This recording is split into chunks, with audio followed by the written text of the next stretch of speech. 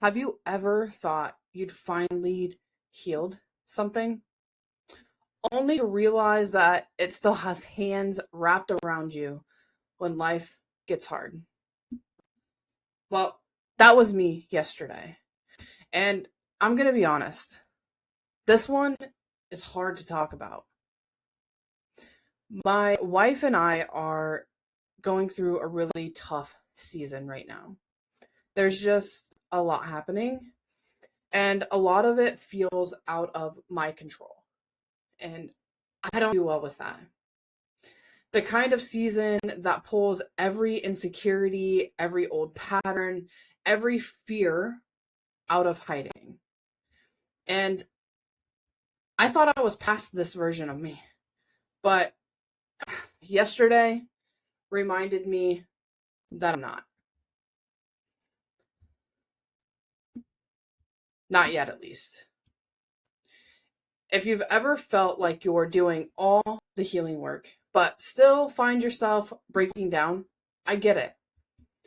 Subscribe to the channel and join my newsletter. The link's down below. It's the Chaotic Letter. It's where I share real stories like this, the kind that doesn't have perfect endings, but do have hope. And if you don't like it, you can always leave, but I think that you'll stay.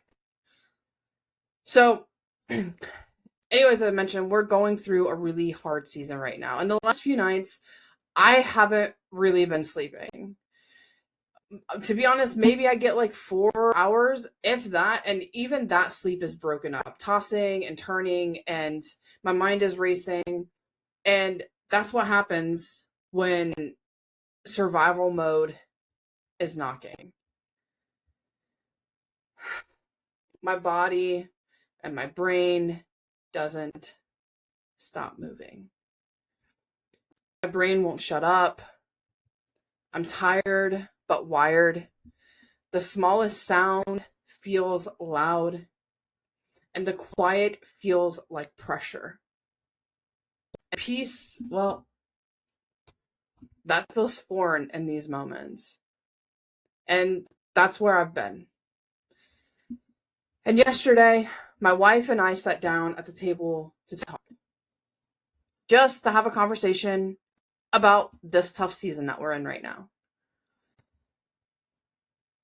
But my body was already on edge before we even started. Because when you're living in scarcity, every conversation feels like it might explode. I wanted to be calm, to be able to communicate, to be the version of me that knows better now. But honestly, I wasn't that person yesterday. I wasn't that version. My wife started talking, and I could feel myself leaving my body. Like I was watching the conversation happen from outside of myself. My heart started pounding, my chest got tight, and my brain went into fight mode. And then I snapped. Not in some loud, dramatic kind of way, just emotionally flooded, completely overwhelmed. I was unable to even process what was being said, and I had to walk away.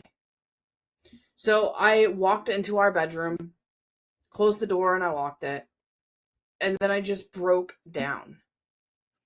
I sat on the edge of our bed, and I just cried hard, like it just came flooding out of me. You know, that kind of cry that steals your breath, where your chest hurts and your eyes burn and your body just folds in on itself. And I remember thinking, what the hell is wrong with me? Why can't I just talk like a normal person or handle situations like this like a normal person? And you know it. That's when he showed up, Gerald. That voice in my head, the one that's been narrating my worth since childhood. He started talking again, and he got louder by the second. You're a failure. She deserves better. You're too much. You're broken. Life would be easier if you weren't here. And here's the thing. When I'm in that headspace, those thoughts feel like lies. They don't feel like lies. They feel like truth. They sound reasonable because your brain is desperate for an explanation for the pain you're feeling. And I sat there believing him. Not forever, but long enough. Too long, to be honest. Because the truth is, I've spent my entire life internalizing instead of expressing. When I'm overwhelmed, I shut down. When I feel hurt, I isolate. When I'm scared, I get defensive.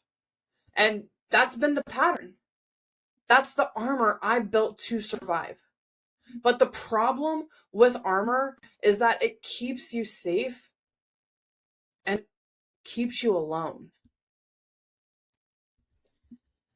So I sat there trying to breathe through it, trying to remember all of the tools and to anchor myself and to just bring myself back to the moment.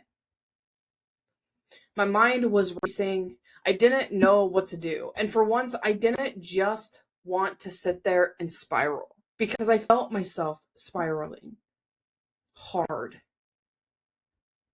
So I grabbed my phone and I didn't want to call anyone. I didn't want to be that person who dumps their pain on someone. But something in me just whispered, just text someone. And in that moment, I started spiraling again because I'm like, I don't have anyone that I can talk to because I've never had anyone that I could turn to in these moments. And then it clicked. The little tiny voice in my head that was trying to fight Gerald was like, yes, you do. You have one person. And so I sent my friend a message and just said, hey, man, you working? Because I knew he was working, but I didn't know if he was busy or if he had time. And that's it. So he didn't reply for a couple of hours. And then, in that silence, Gerald got louder. You see, he doesn't even care. Again, just sat there fighting through it and finally calmed myself down. I learned to I brought myself back to the moment. And I breathed through it and I was repeating all these things in my head, fighting everything that Gerald was telling me. And then my phone buzzed probably a couple hours later. And it was my friend, and he responded, and he was just like, yeah, I was in some meetings. You good? And even though I wasn't as bad as I still wasn't great. But I responded and just said, yeah, I'm fine now. Better than I was, basically. Because that's what I do. I downplay, I protect, I pretend I'm fine when everything is not. And this is what gets me. He called me. Instead of just taking that as an answer, he called. And when I picked up, we just, he asked me, obviously, what was going on. And I tried to still downplay it. And he's like, I'm not going to pressure you to talk if you don't want to talk. But just know that I'm here. And then it just came flooding out of me. I yapped at him for almost 2 hours, honestly. And I don't even remember everything that I said. And I know that I started talking about things that were even off topic, about that things that weren't even related to what actually happened yesterday. But I remember the feeling, the safety of being heard without being fixed. And to be honest, that's also new for me. I've never really had that before. A friend that I could reach out to in those kinds of moments and not feel like a burden. And after that call, I sat in silence for a little while, just breathing, letting my body calm down. And I realized something. Healing doesn't erase the old versions of you, it just teaches you how to meet them differently when they show up. I've built tools and frameworks and anchors, all the things that I talk about inside of Chaotic Mind Society. But none of it matters if I forget to use them when it counts. And that's the hardest part because I only get to practice in those moments that break me. That's the only time the lesson shows up for real. And it's frustrating, right? Because part of me knows what to do: breathe, ground, pause, reflect. But when emotions flood my body, logic goes offline. And I'm just there in the mess, trying to remember who who I'm not like anymore, like who I used to be, even though it feels like you are. I'm trying to remember that I'm not that person. I don't like who I become when I'm overwhelmed. It makes me emotional just thinking about it because I don't like who I am when I'm overwhelmed emotionally and I'm flooded. I don't like how I speak. I don't like how I react or how small I make myself. But I'm learning that disliking that version of me doesn't mean hating her. It means I finally see her clearly. It means I'm aware. And awareness, that is the start of every shift. Every shift that I've ever made, it always started with awareness. Yesterday showed me that I still have so much to unlearn. That my survival patterns don't disappear just because I understand them. They fade through practice, through presence, through compassion, especially self-compassion. And yeah, it's not easy to admit that. It's not fun to look in the mirror and see the same pain that I swore I'd outgrown. But it's honest. And maybe that's where this real healing starts, with this. So here's what I took away from yesterday. I don't have to be perfect to be worthy of love. I don't have to have every emotion under control to deserve peace. And I don't have to face hard moments alone just because I used to. I'm allowed to walk away when I'm overwhelmed. I'm allowed to say I need a minute. And I'm allowed to cry until my body stops shaking. I'm also allowed to reach out even when I don't have the right words. And if you're in a season like that, if you're trying your hardest to hold it all together, but it keeps spilling through your hands, please remember you're not failing, you're learning. You're meeting the parts of yourself that still need love, and that's not weakness, that's courage.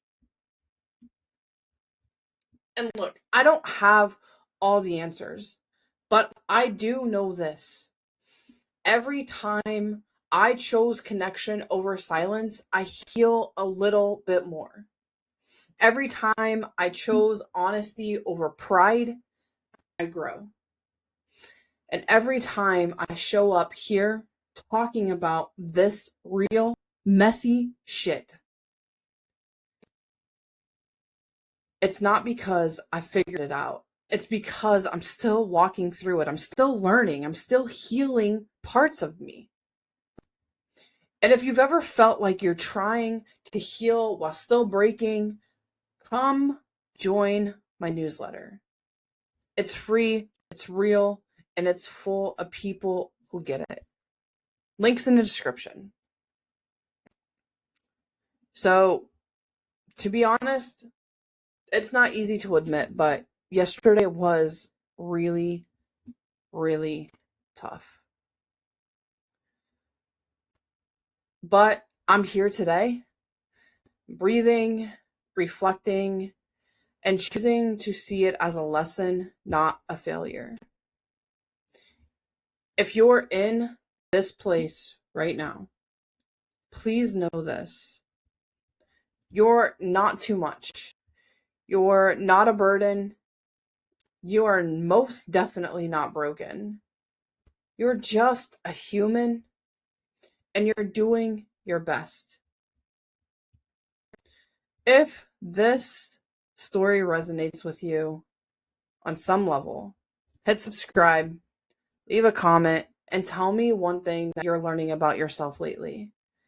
Because I want this to be a space where we can all be real and be vulnerable, where the mess doesn't disqualify us, where we're not hiding.